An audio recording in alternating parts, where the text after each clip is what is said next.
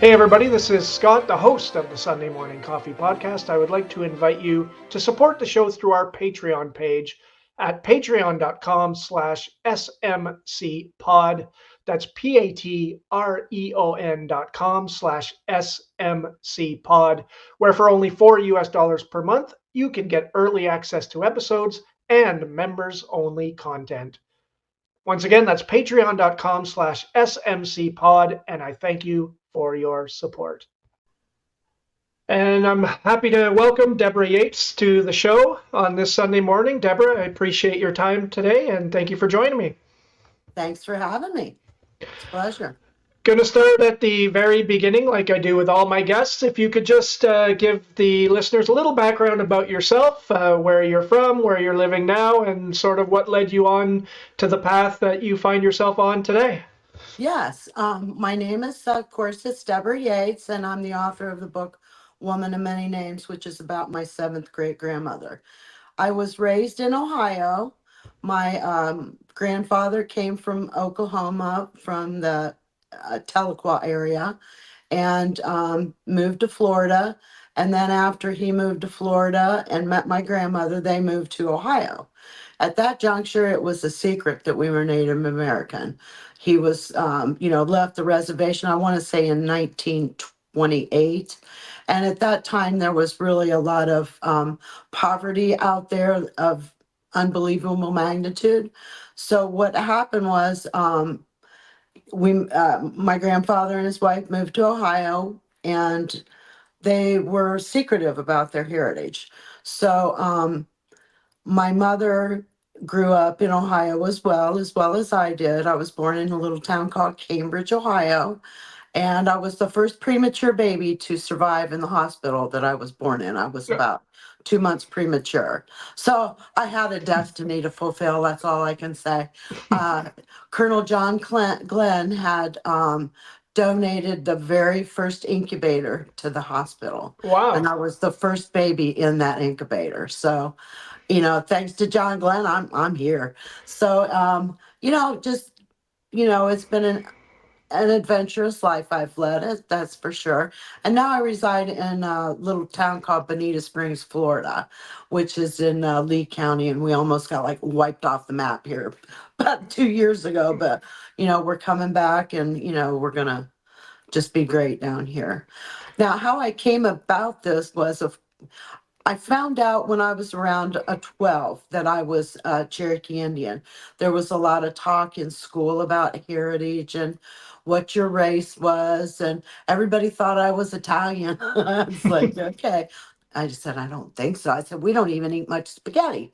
So I doubt we're Italian. So I went home and I said, Mom, what's our race? And she goes, oh, you're Scotch and Irish. I said, oh, okay. Well, that explains your red hair. So, anyways.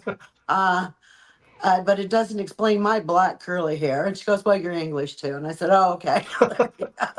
So, anyways, when I was around 11, 12 years old, I started having a repetitive dream. And in this dream, there was a beautiful woman standing on top of a hill, and she was looking down into a valley. She was dressed in buckskin with beads on it and looking down at what I would call a traveling village, or maybe even teepees at that time, when, we didn't live in teepees, but when we traveled, we used something that would have been like a teepee. So, anyways, I had to dream twice, and I said, Mom, I said, I keep having this dream. She goes, well, what's it about? And so I told her what it was about, and she says, oh, that's interesting.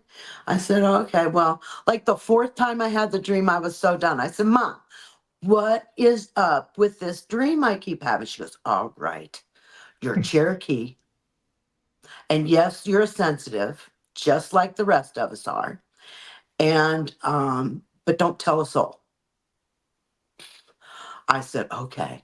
So, anyways, I ran to school the next day and I said, I'm Cherokee Indian, everybody. So, anyways, I was always a defiant child. What can I say? At that juncture, then I started asking my grandpa questions because I wanted to know about this, because I always had an affinity for for American Indians. I just thought they were beautiful and that their culture was so special and spiritual.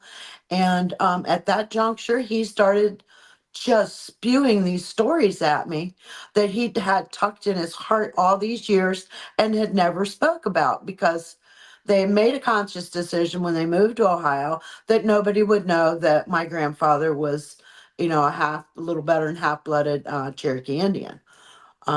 He was starving on the reservation, and that's why he left. He moved to Florida to live with his oldest sister Lizzie, who put him right to work at like 12 years old in the fields. So he had no formal education to speak of, and his mother died when he was quite young, and my great grandfather abandoned his family and moved to Oklahoma City, where he fell into despair and alcoholism. So I had grown up thinking that he had died right after she did. But what I didn't understand was he just thought of his father as dead to him Mm. because he disappointed the family. He had 12 children and he left like 8 of them to fend for themselves. So, that's kind of sad, that things could be that way. So, anyways, I did know about my famous grandmother. He called her Nani, short for Nanyehi. And, that was back in I would say the 1960s era is when I was getting these stories. And from there, it just kind of, you know, I didn't understand per se that my great grandmother times 7 was a famous Native American. I know he thought of her as the most special person that basically there ever could be. And so I locked those stories away in my mind. And in the early 80s, I moved to Dallas and went through Oklahoma and went and spent several days with his brothers and sisters there in Broken Arrow area, and just had a heyday there. And they imparted on me, more stories, and I just locked them away in my head, not thinking, oh, I need to document this. So, anyways, and around 2009, I found myself very bored. I was in the throes of a divorce and a very tumultuous time in my life. My life was literally being threatened, and the lady actually attempted to kill me a couple times. And there was a lady that I met randomly, and she walked up to me and she held my hand. She goes, "I have a message for you," and I went, "Okay." She goes, "Your God is stronger than hers." I said, "Okay." And the lady, just walked. She goes, "I'm Complete sorry, I don't know stranger, why." this lady?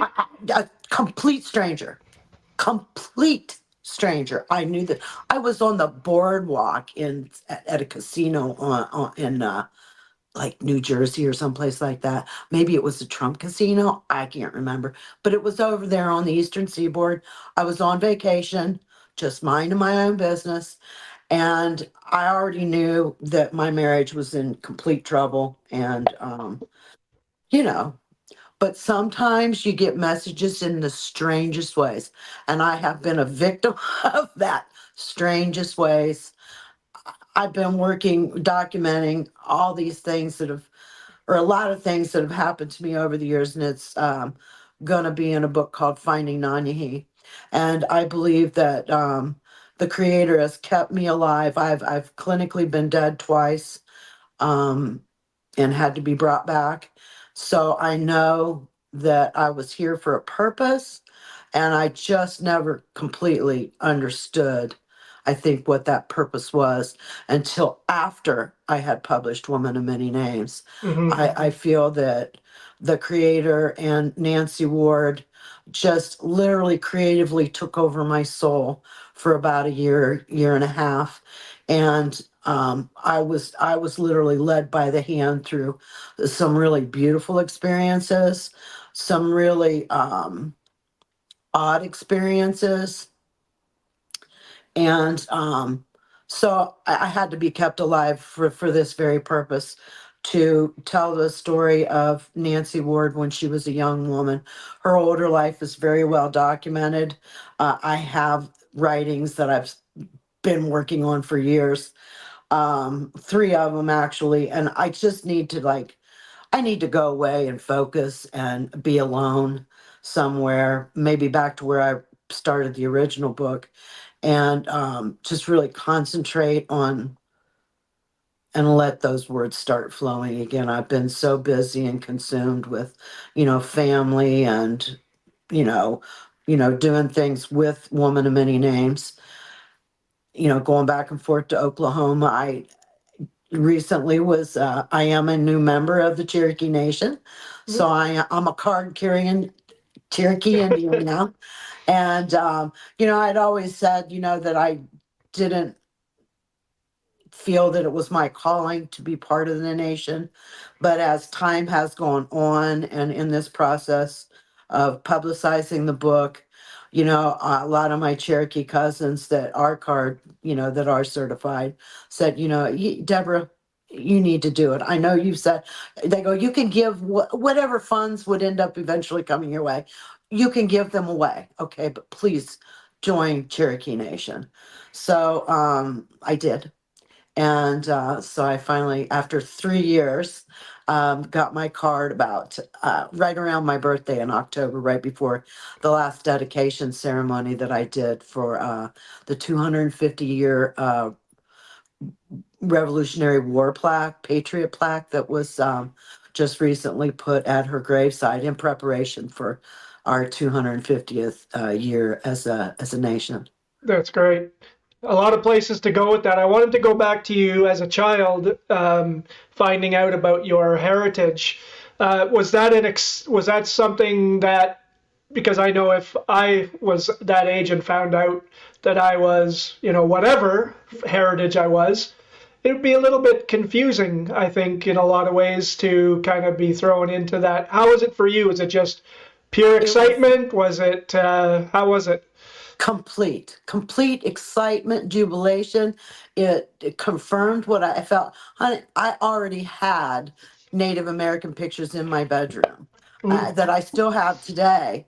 And the lady looks a lot like me.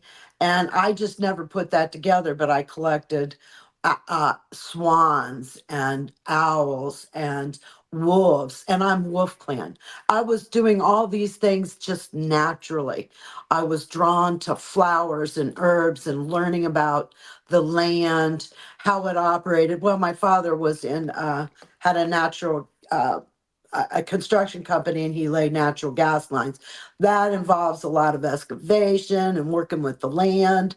And I just always was drawn to anything that was what I would consider natural. mhm. And no, it explained everything. It didn't scare me. It explained it. I have always known I was intuitive. I thought everybody went through what I went through as a child. I didn't know that most people are not connected to spirit. I was the youngest at that time person brought into the to be baptized in the Baptist faith. I was 8 years old, and I knew I needed to be baptized, and I understood a lot about the Bible and its teachings. And they sent uh, three ministers as well as my own ministers. So there was four men that questioned me for hours, and at the conclusion of that meeting, basically they said, yes, she needs to be baptized. She is accountable. She's of the age of accountability. I knew things there's no way an 8-year-old child should have known. I never sat down and read the Bible at 8 years old. It didn't happen. Mhm. I don't know many 8-year-olds that have sat down and read the No, Bible definitely back and not. forth. And so I believe that, our spirits sit down with the creator and we decide with him the paths we're going to have to walk, the lessons that we have to learn, how we're going to get from point A to point B, who our parents are going to be. And I believe we select those things coming into this world with his guidance and help, of course. And I just had a story to tell, and I got a little wrecked the other day. And I told a lady, I said, I'm sorry. I said that other person, approached me from blindside, and I didn't see her coming, and she frightened me. And I said I went into fight or flight mode. She goes, "Well, everybody has a story," and I went, "Yeah, but I bet you ain't got one like mine." Which I didn't say, I just thought, but it's been a tumultuous life for me. Like I said, I've been clinically fully dead twice and almost dead two more times. So trust me, I have seen the other side. I know what that's about. And people may think that's odd or that's weird, but it's natural to me because I've experienced it.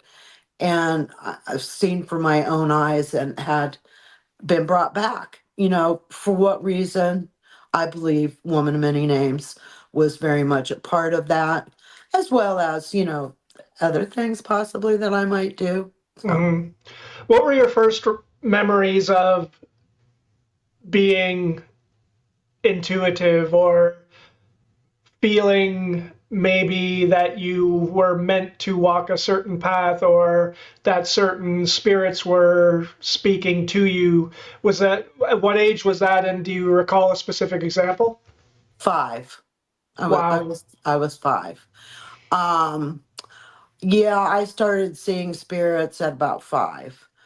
I ghosts, whatever you want to call that. I was around 5. Wow.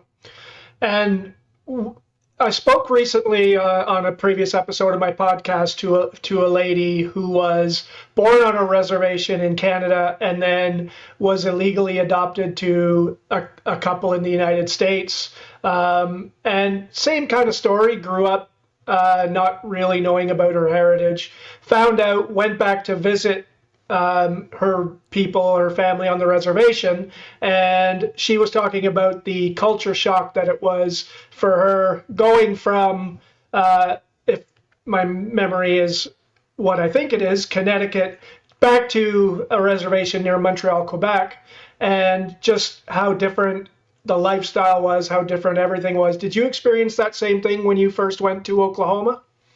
No, because they're actually pretty civilized out there. Um, yeah, it was like going to any other small town. Um, they have, really elevated our people. Um, there's about 300,000 of that are acknowledged, certified, so to speak. Um, Cherokee, I know there's tons and tons, tons, thousands more. I've got, 50 other relatives at best that I know that are, not part of Cherokee Nation. I'm the first um, to join from my grandfather's line. We don't really know if he was signed up. The documents all burned in a courthouse fire. So nobody really knows if he was. My grandmother, great grandmother, was on the Dawes roll. So that's how we go back. And of course, she's, linked up to Nancy Ward as well. It's kind of cool. On one side of my family, I can go back to 0032. In my Native American side, I can go back to the 1600s Wow. and, know who my family is. Once I got into this genetic stuff and the ancestry and, things have just pop, pop, pop, pop. Hmm. I found out all kinds of really cool stuff about my ancient family. So, I can understand your, because you mentioned your family was obviously you didn't find out until you were 11 or 12, and so obviously that was something that they kept secret.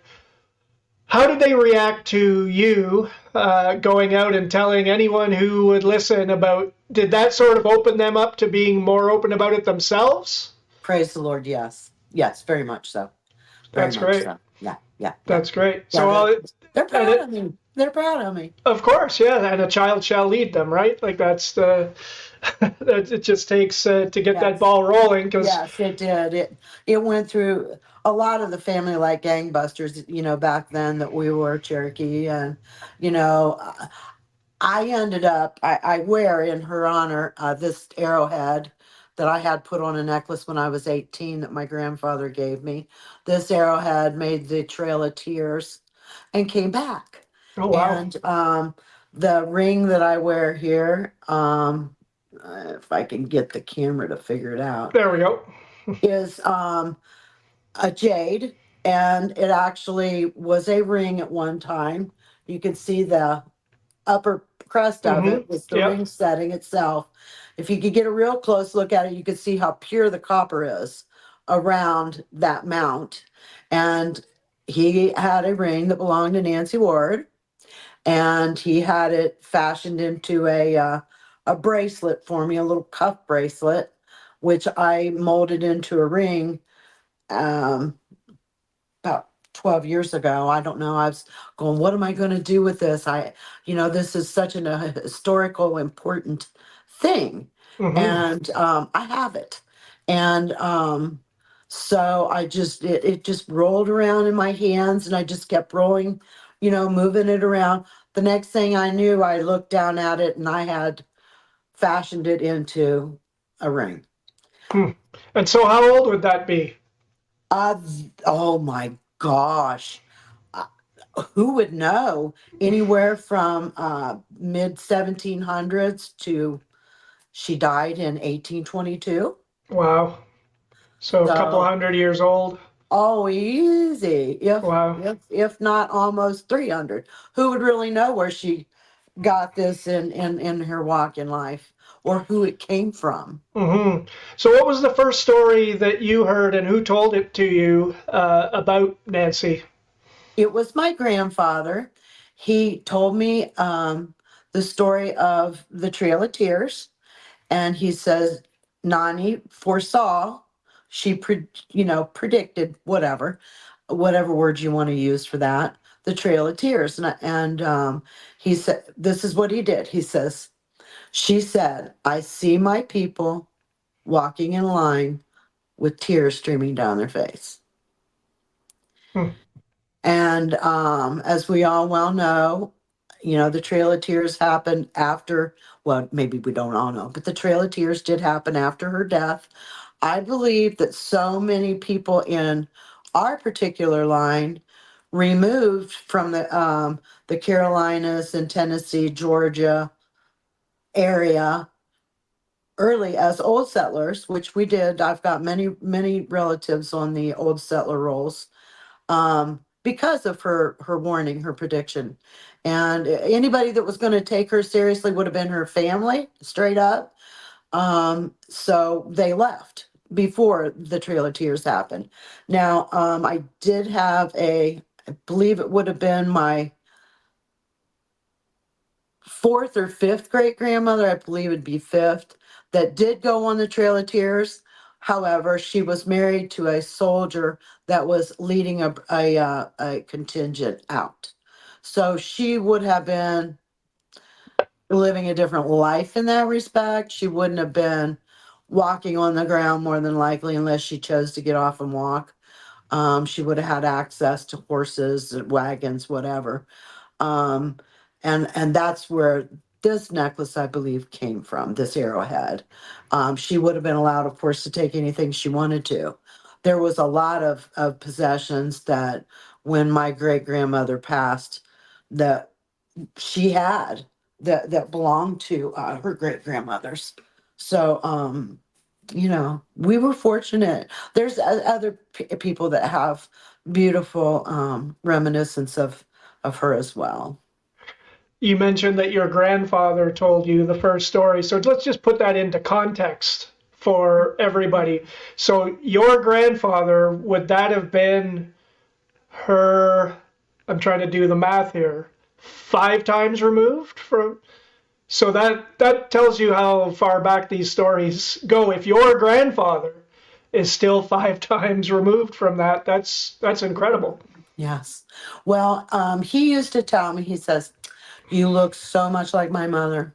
And they used to always say that my mother looked like Nancy Ward. So there were still people, even alive, way back then when she was growing up, that actually knew them because they, it was, you know, there was people alive, just put it Hmm. that way.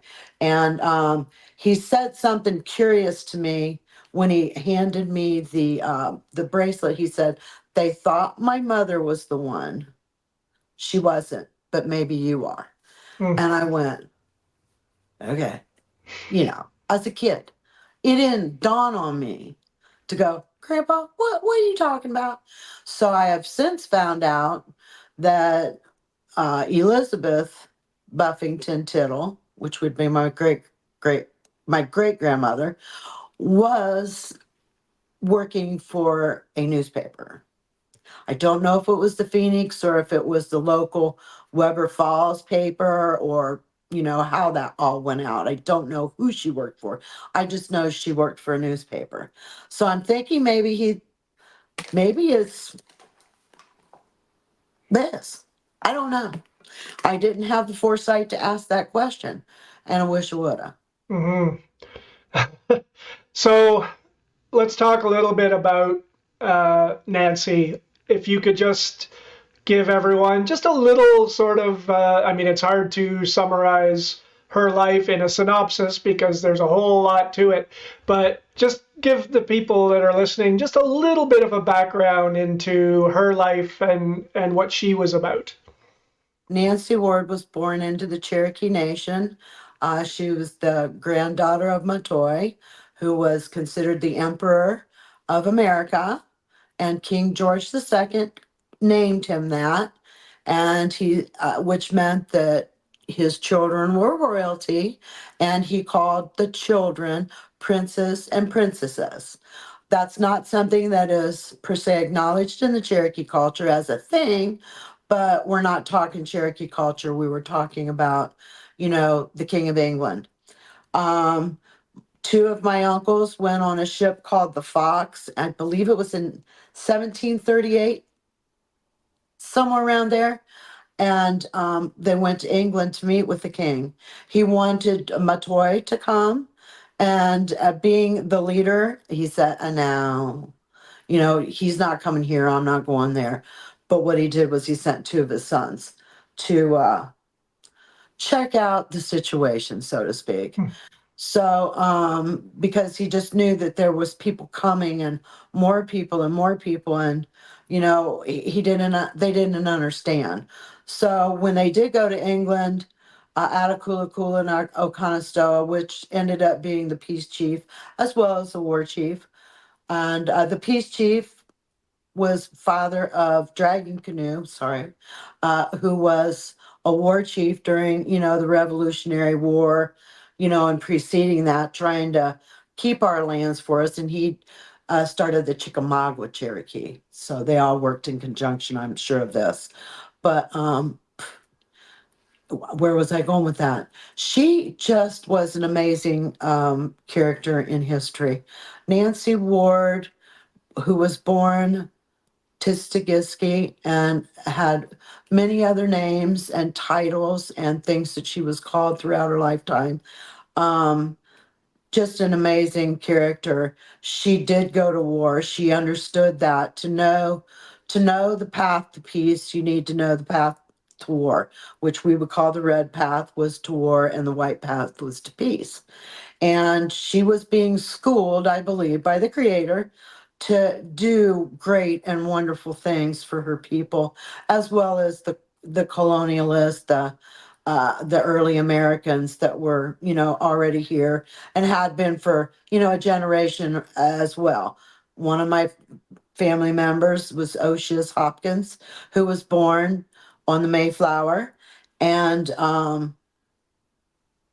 you know, that was, the early 1600s. So white people had been here for a really long time. It wasn't like it was new, but they just kept coming and multiplying. So anyways, Nancy had a job to do. She needed to keep her people alive. We lost half our people in the 17, I believe it was the early 1740s to smallpox. Half the Cherokee nation, half of every Cherokee family died. Wow. Half. Imagine half. Hmm. And there were 200, about 200 and some thousand left. Wow. So, anyways, an odd thing, but, I'm not supposed to say that that was done with intent, with blankets or anything, but you can use your imagination. We were already not wanted. They wanted what we had. We had gold mines, we had silver mines, we had copper mines. That's kind of lost in history. Um, we adopted slaves into our culture. Uh, I have a different view on a lot of that than maybe what some other people may.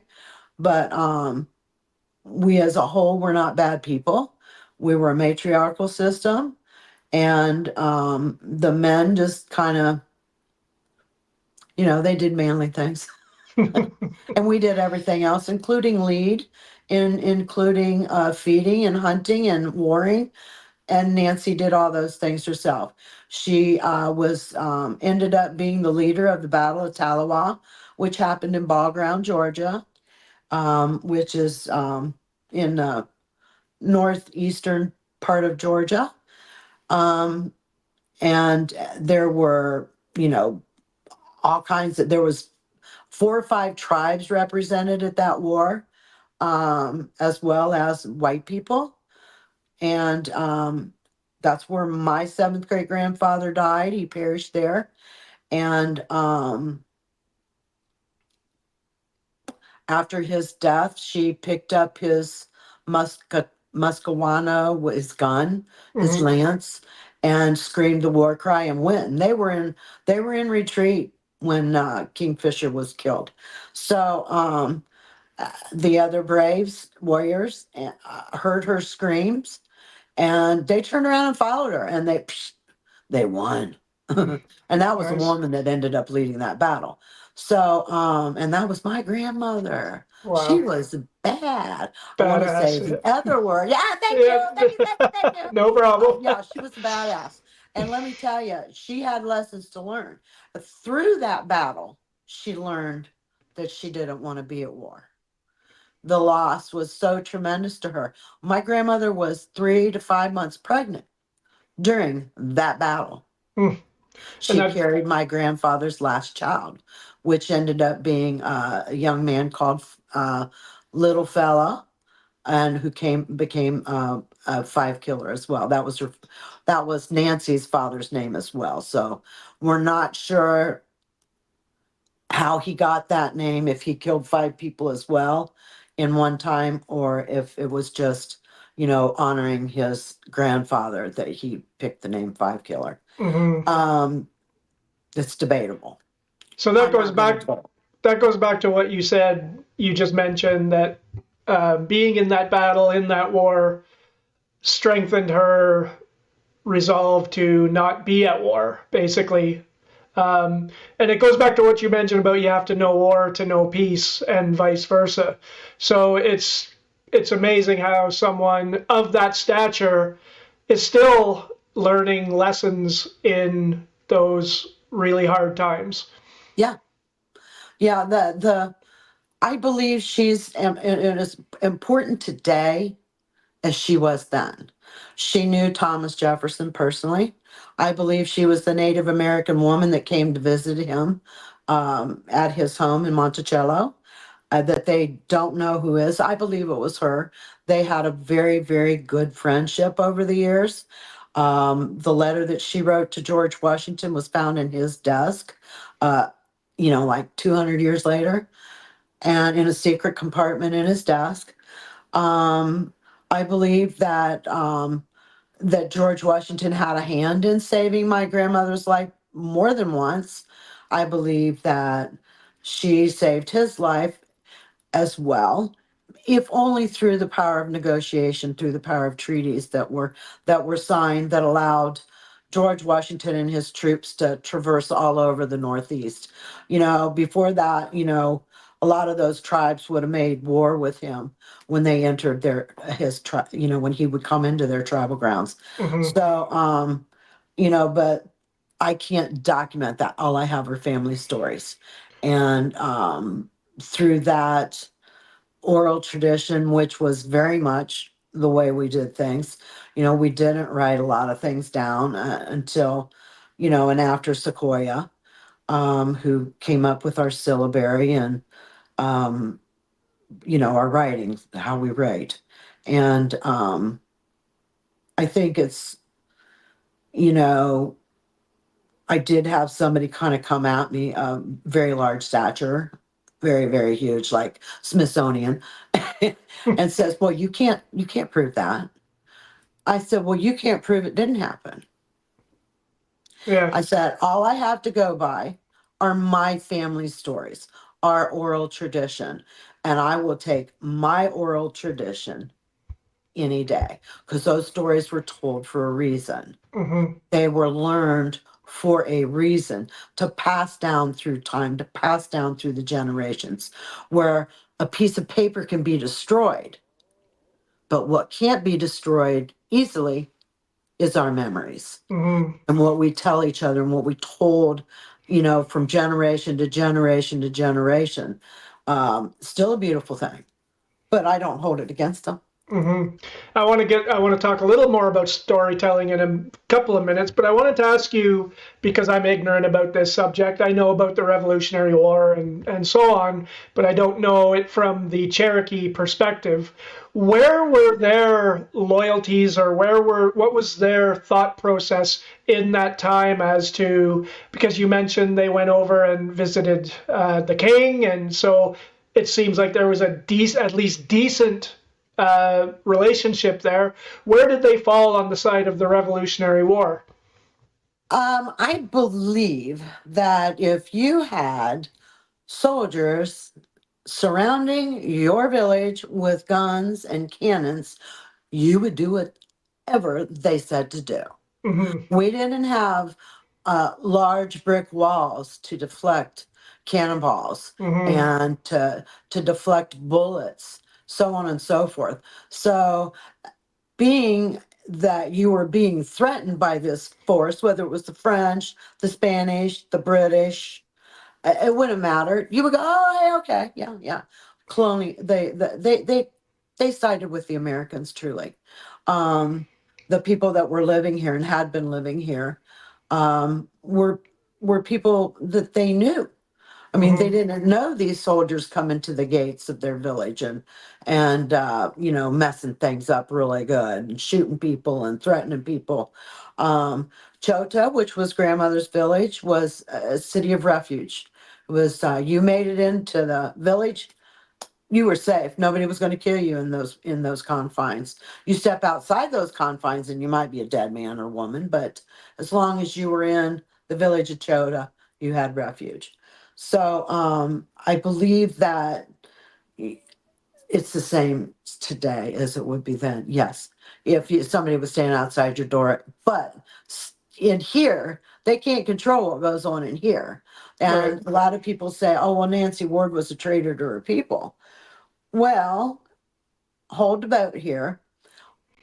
My grandmother's uncle, one was Attakulikula Peace Chief. Number two uncle, Oconostoa, War Chief.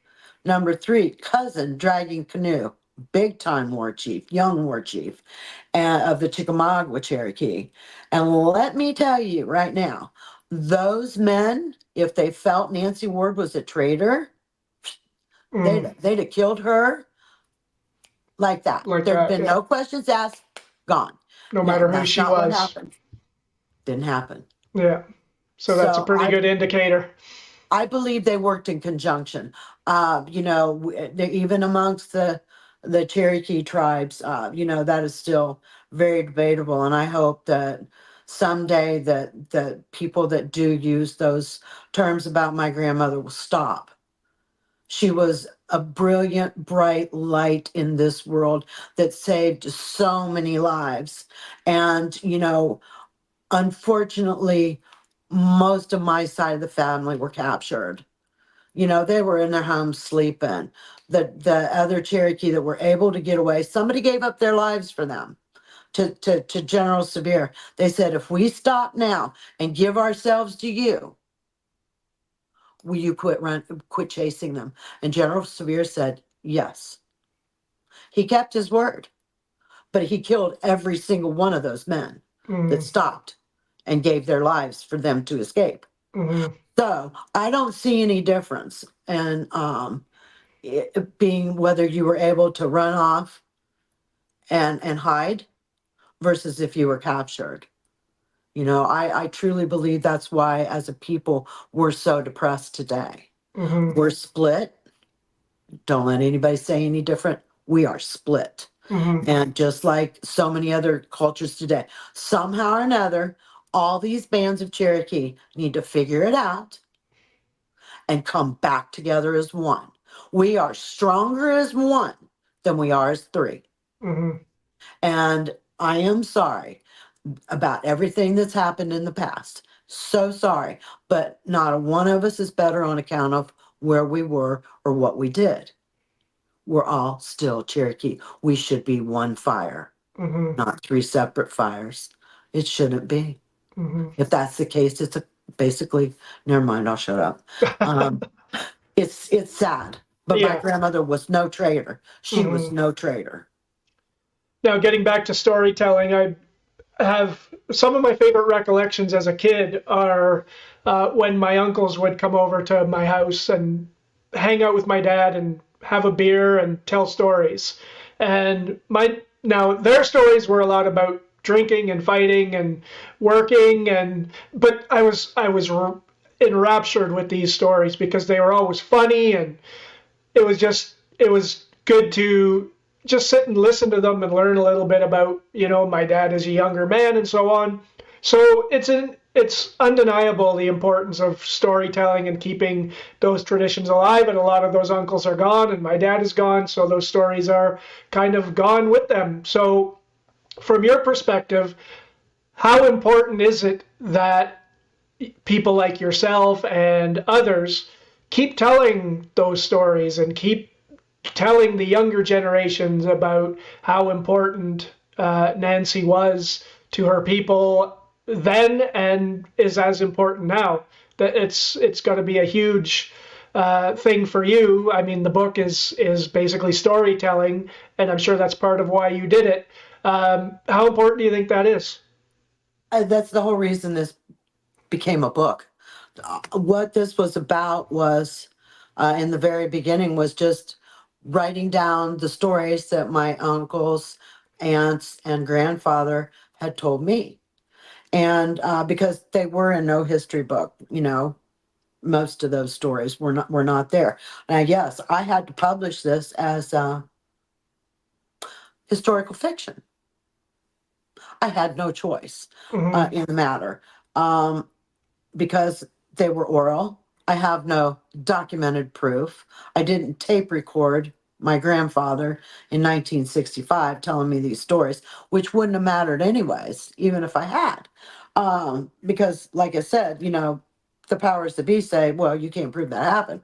Well, no, but you can't prove it didn't happen. We have to tell these stories. We cannot let our past die. Everybody is all about, oh, well, the colonization of America. Okay, it was colonized. Surprise, surprise. And if it wasn't, your happy butt wouldn't be here. Okay.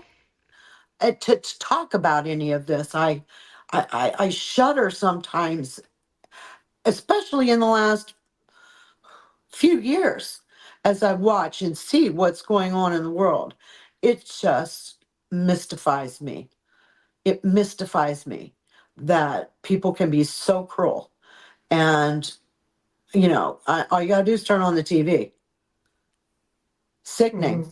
And they've got a long past since the beginning of time. God's chosen people, which I do actually believe that the Native Americans are one of the lost tribes of Israel. I don't care what they say. I will never believe anything less. How did we get here 5, 6, 10,000 years ago?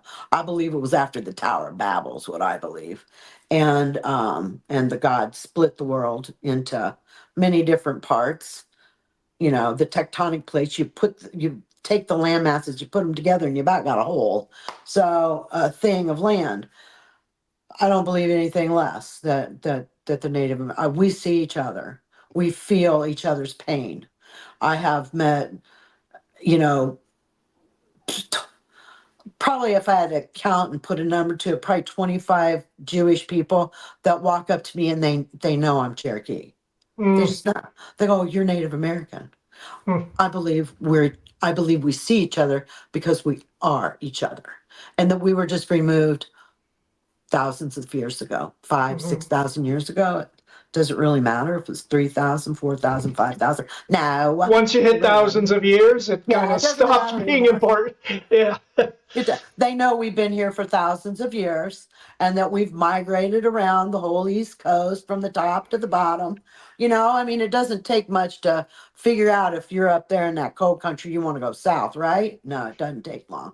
Mhm, So that's how the migration patterns happen, and more people stayed. They went further and further south, getting away from the cold weather, just like snowbirds do today. And, they splinter, peace out. mhm, We'll see yeah. ya, but we're still from the same genetic pool. Mhm. From your perspective, is there optimism on your part or pessimism about, because like I mentioned earlier, I spoke to another lady who is well, I was going to say Native American. I guess that's the correct term, from It is. Canada. Yep. And she's telling her story about rediscovering her heritage. Are you optimistic that those stories are starting to be retold again more? Do you see that yourself, or are you still pessimistic about where those stories are going to go? Or maybe No, it's a bit of both. I'm pretty much optimistic. Our story should be told, and even if it's just to each other, I had hoped with writing and publishing my memoirs of Nancy Ward that I had and stories that I had, that people would get an understanding of where the Indians were coming from. Like I said, I believe I was divinely written, mostly divinely written book. I've got the writings probably to even prove it because my transcriber goes, "Oh, there's something going on here." I said, "What do you mean there's something going on?" She goes, "It's like two people wrote this book." And I go, "Okay." Mm, She goes, "Look here."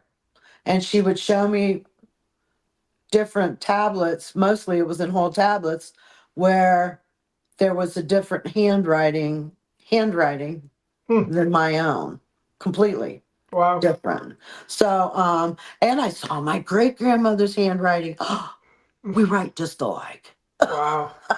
So maybe that was her writing, and the other was God only knows whose. But yeah, I believe that we have to remain optimistic in our thinking, or die. Yeah. Yeah. Absolutely. So the book itself. When did you start actually putting pen to paper on that, and how long did it take for the finished product? I started writing in approximately the fall of '09, and it took me until almost 2016 to hit to publishing. I mean, it's a very long route. It took me about 3 years to write. I'm not a writer, not an English professor, an English student by any stretch of the word.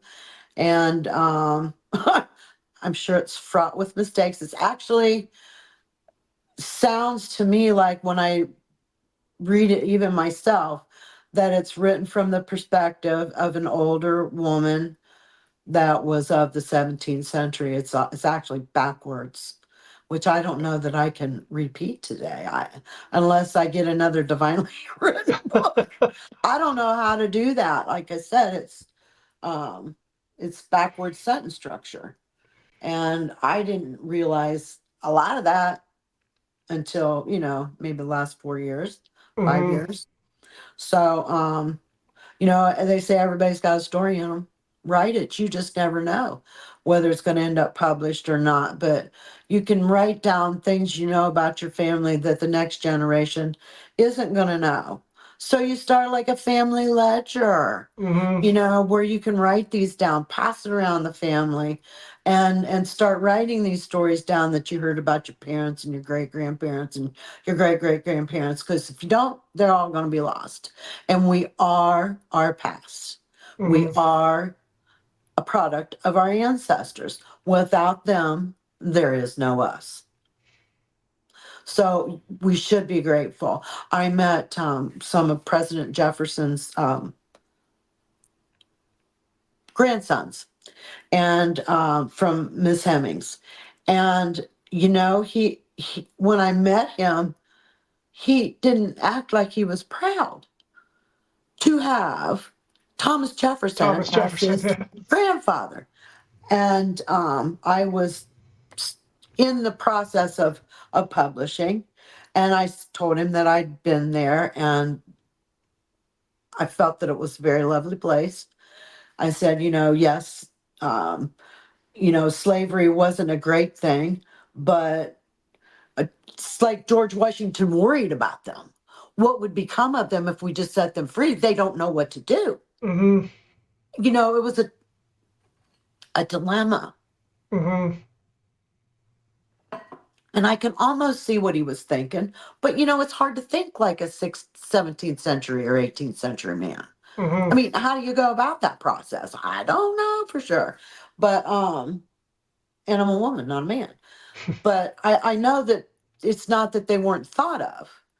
In hindsight, I'm sure he's up there kicking himself in his butt that he didn't fix it for everybody that lived here. The American Indians who helped them win the Revolutionary War, helped them win the War of 1812. Yo, um, we were a very integral part of all that stuff. And they promised my grandmother her lands in perpetuity for as long as America existed. Well, you can see where that got her.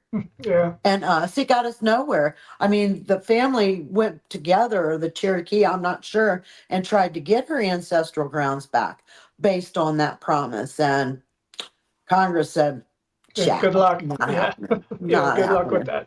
that. However, the state of Tennessee has returned Chota to the Eastern Band Cherokee, Mm, um, which is fine. Most of Nancy's relatives were removed, so maybe they gave it to the wrong people, but I don't know. I'm not going to sit in judgment on that necessarily. I have my own thoughts on it. mm-hmm. Um, but I'm glad.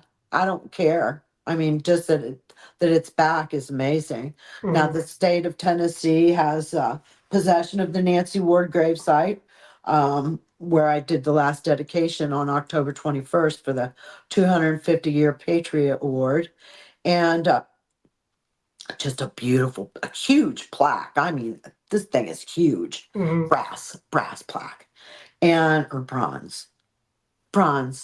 I don't know, bronze, whatever. One of those. Um, One of the medals. Um, just and to know that somebody thought enough of her to think that she deserved that. 250 years later. Now, I've noticed behind you the poster, the picture on the wall. Yes, Very much like the cover of the book, if not exact. Is it exactly the same?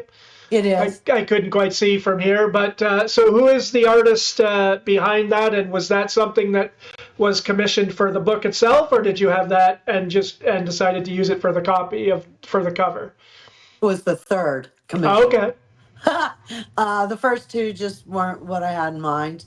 And yeah, that's the third commission. Her name is Dawn Fisher, my friend. Uh, Beautiful artist out of the St. Petersburg area. Mm-hmm. And very, um, it just sang to me. I gave her a copy of the book and I said, read it, draw, see what you. Okay. And this is the beautiful rendition of my grandmother that she came up with from that. That's the amazing thing about artists that are talented like that they can read words on a page and come up with something visual like that from the words, and that takes an incredible amount of not just artistic talent but the vision to extrapolate that picture from the words in the book. It's amazing. I I gave her pictures of myself as a young person. Of course, you can see different things that have been done over the years of Nancy Ward. There is a pencil drawing, a copy of a pencil drawing at the gravesite, Hmm. which was done from the memory of her great grandson and to an artist. So, there are some likenesses out there. I have a few of them here as well. Um, I just, she's just so pretty. And that's what Daniel Boone said about her. She's the most handsome woman he ever saw. Wow. And Talk about there's, name dropping. Thomas yeah, Jefferson, Daniel Boone, George Daniel Washington. That's like Boone. a who's who of Uh, she American loved, history. she loved Daniel Boone. She loved Daniel Boone. And she sold him a Kentucky. She was in on those negotiations with the Transylvania Company. Uh, I felt really bad as the more I learned about things. Daniel Boone was given land instead of money for the secession of Kentucky um, to the Transylvania Company, and they seized all those lands back after the Revolutionary War. And they took them from him, and which I always thought was a travesty. And that's why he moved to Arkansas. Oh, okay. Yep, yep. No good deed goes unpunished. Yeah, he says, "Up, bye." Yeah, I settled this land, and you want to treat me like this? Bye. yeah. But yeah, I think they developed a very special bond and kinship during that era, and their family knows about it as well as I do. Hmm, that's amazing. You mentioned earlier another book that you are planning to write. Is that book just in the planning stages now? Where does that sit? I have three of them that are just sitting. I just, I feel so bad that I haven't been able to just get back to writing again. I don't know why I haven't been able to do that. It's a mistake. I know. Well, I guess it's not a mistake. The time just isn't right. Hmm. But yeah, I have one called Finding Nanyehi, which is um, will be the story of the interesting things that happened to me, and it was like daily, I swear at times. Hmm. And then there's another one that I've started, which finishes up, the life of Nancy Ward after basically my grandfather, which, like I said, is, it's pretty well documented, most of that stuff. So I guess it just hasn't, pounded on my heart that I've got to do it. But my cousins keep going, yeah, but nobody tells it like you do, Deborah. And I went, okay, I'll have to see if I can get back there. My plan is to get back there and pull that stuff out. And I mean, my whole house was nothing but pictures and graphs and pages all over the walls. I mean, I'm going to have to trash my house to do it again. And unfortunately, I've moved into a itty bitty house apartment. And the last one I had a room about half the size of this apartment Mm, to ride in, and because you got to be able to jump yeah. back and pull and and separate and coagulate and just for me anyway. So like I said, I'm not a trained writer, so Mm-hmm. I don't know what to do in a lot of respects. And then the last one would be my autobiography of how um my mother's rearing, my grandfather's rearings, how the family works together like that. And like I said, I have a cultural past. I have one of my, I think my ninth great grandmother was hung in the Salem witch trials. I, Jeez. I, a Mayflower, Oceus Hopkins from the Mayflower, um, the men that started the Valley Forge, the brothers.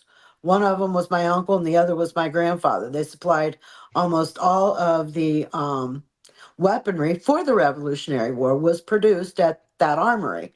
Um, and my grandfather of those brothers went with Lewis and Clark out west and got Good Lord. killed by the Blackfoot Indians.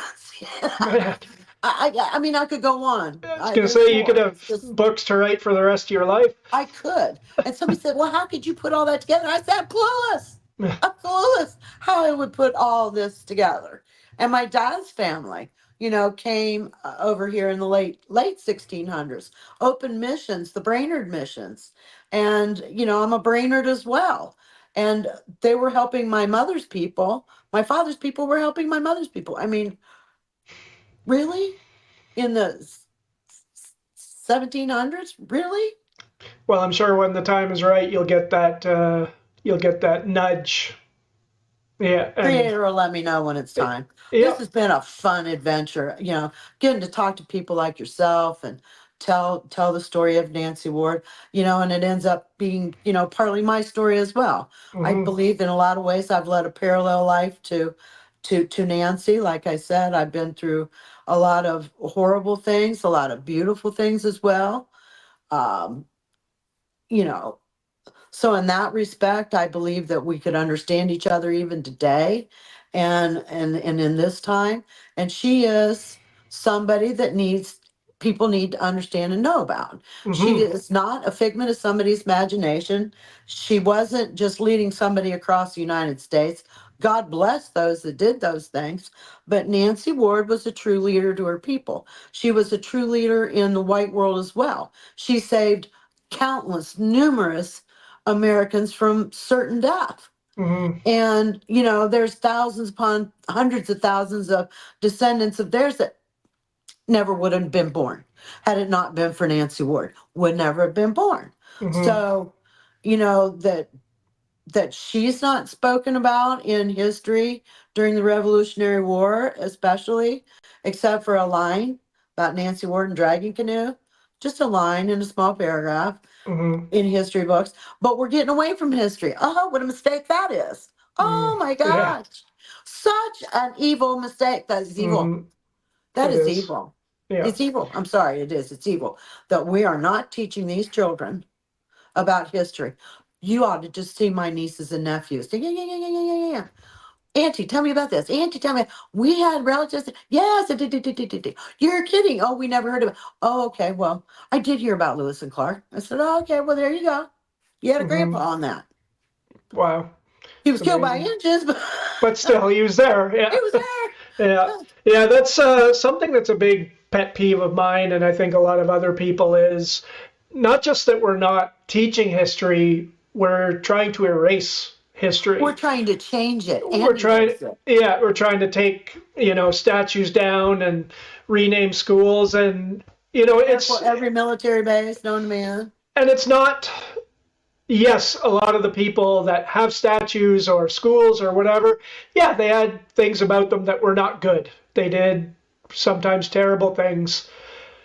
But people, if we just erase these people from history, how do we not repeat what they did if we don't look at the bad things that they did and analyze the times? And so to me it's just, I think we should be teaching more of that and letting everybody know that, hey, this is what went on, this is why it was bad. On the flip side, this is what this guy did that was pretty good. Teach the whole story and let people learn from the entirety of it. Okay, I do have a statement to make. I am a believer. I believe there was one perfect person sent to this world, and look what we did to him Hmm. Put him up on a cross. after Hmm. we tortured him. Yeah, yeah, exactly. So yeah, I think tell the stories, tell all the stories, and We must. learn from the good ones, learn from the bad ones. Absolutely. It's all a learning experience, but if you can't change it and you deny it, Look where we, like you said, look where we are today. It Hmm. has absolutely not changed a thing. Taking those statues down didn't change anything. Hmm. And it's frightening the number of young people that don't believe the Holocaust happened, for example. It's insanity. And why? Because we're not teaching it anymore. So Yeah. anyway, Oh, why would that's you want to talk about something sad? yeah, it's bad. You might trigger Oh, somebody. yeah. Well, history is Oh, we triggering. need to build them a safe room. Now, Yeah, don't we? history is triggering. It's Baloney. yeah, Where exactly. was my safe room? Where was almost every Native American in this country's safe room? Hmm. We didn't have no safe room. The only safe room we had was when we were You're dead. Okay, yeah, just straight up dead. yeah. Yeah, no. So just a couple more questions before I let you go. You mentioned that you have been through some things in your life that have been very difficult, near death experience and so on. I'm guessing that when you are going through something, whether it be something minor that's just irritating you, or you're having a shitty day, or whatever it may be, or it's something really serious, I bet you must find yourself asking WWNY or D, right? What would Nancy do? Do you take inspiration from her and try to conduct yourself in her image the way that she did, the way that she would have? Is she an inspiration to you in that way in your day to day? She is an inspiration to me in so many ways. It wouldn't be WWNW, it would be what would Jesus do? Mm-hmm. A lot of times I have to get back there and think that. And then when I'm really bad, and I would think, what would my father expect me to do? Or fathers, which would be my heavenly father and my earthly father as well. Sure, yeah, we always have, bad days, and even though I've seen the other side, I'm in no hurry to get there, quite honestly. Um, am I glad that the people were there to save me when they did? Yes. I had a Vietnam War medic on my chest bringing me back to life at one time, and that was quite the abrupt thing to wake up and see that. You got this burly man beating on your chest, Yeah. and, the ambulance that arrived and had the forethought to call another ambulance and say, we need you to meet us with this medication because she's not going to make it to that hospital. She's not going to make it. I was electrocuted in a swimming pool, and I was gone. Wow. I know I was dead. And I know the second I came back. Mm-hmm. And I know how that felt. So my perspective can probably be different than a lot of other people's, but I believe in the one creator, and I believe that he has us all here for a reason and a season, and he brings people in and out of our lives for a reason and a season. And yeah, I've had some real scary stuff happen to me. Horrible, Mm-hmm. horrible things, atrocities that, um, no woman should have to, go through. Mm-hmm. And, but I'm still here. Like my psychiatrist has said, Deborah, you are such an intuitive person, and you've been through so much. Our cemeteries are filled with young women and women like you. Our streets are full of women that have been hurt like you've been hurt. Mm-hmm. And you have managed to somehow stay alive. And I I I hate saying it, but I did try to commit suicide several times as a young person because I just didn't know where to put all these things Mm-hmm. and bad experiences. I was kidnapped by four young men when I was 14 years old. Uh, they didn't get real far with the situation, but they did abduct me. They did carry me off. And I knew what was coming. I knew what was going to happen to me. Mm-hmm.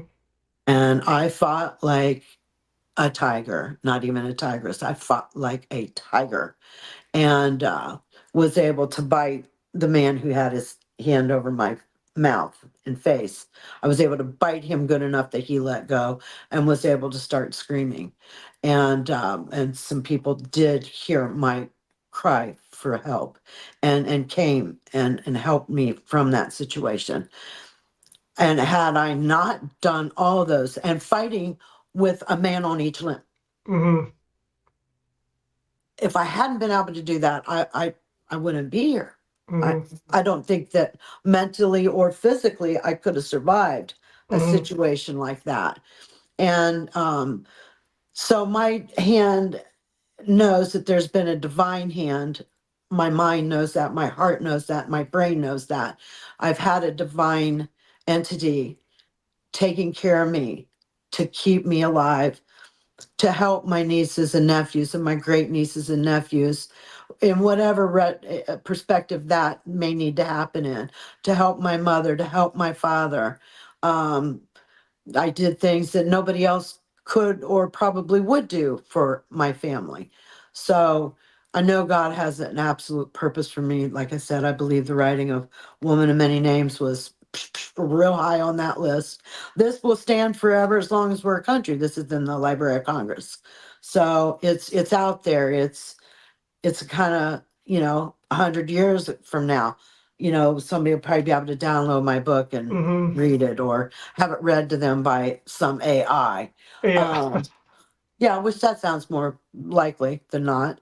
Um, but yeah, I think that, we're all here, like I said, a reason and a season, and we're all here. You're here today because we're meant to be here today, to be in this time for whatever reason. It Mm-hmm. doesn't matter. Yeah, it may matter, but we're all here. Mm-hmm. And we're watching things that I never would have dreamed that the Jewish people would be here again. Mm-hmm. Never. I thought that, oh, I have to be living in a nightmare. This can't be happening. It cannot be happening. Mm-hmm. And it And is. and it is, yes. To close out, just gonna give you an opportunity to tell everyone that is listening where they can find you, website, where to get the book, social media, anything that you want to share. Okay. Well, to watch the things that I've done in the past few years, you can go on Facebook and type in Woman of Many Names and friend that. And that will show you like this interview eventually and others in the past. I am pretty consistent. um, you can go to www.womanofmanynames and order the book straight from the publisher if you'd like. Amazon, Books a Million, Barnes All and the usual Noble, places, yeah. all those usual places. And I'm so grateful that you've had me here today, and I'd be grateful for every man, woman, and child. I'd say around 13 is appropriate for Mm-hmm. to read the book. 12 to 13 years old. I don't think it's too crazy. There's one little part that's a little sexy, but well, I'll tell you, the 12 and 13-year-olds know all about that. Oh yeah. Just saying. So, Yeah, anyways, it's been an honor and a pleasure to be here today with you, and it's my honor and absolute pleasure to represent Nancy Ward in any capacity that I can. A as it should be. story worth knowing about, and she's worth Absolutely. knowing about. Well, I will put those links in the description to the website, and I'm about three-quarters of the way through the book, and I've been really enjoying it. So I encourage everyone to pick it up because it is really is a fascinating story. And I found that it's one of those books where that it's visually good because I find myself picturing back in those times and what she was doing and what her people were, and it's fascinating look at a completely different world. So yeah, I'll Yes. put those all those links up there and encourage everyone to pick it up. And I appreciate your time today, and I wish you all the best going forward with the future books. God bless you. Thank you. Deborah, thank you. It's been a pleasure. Thank you, honey.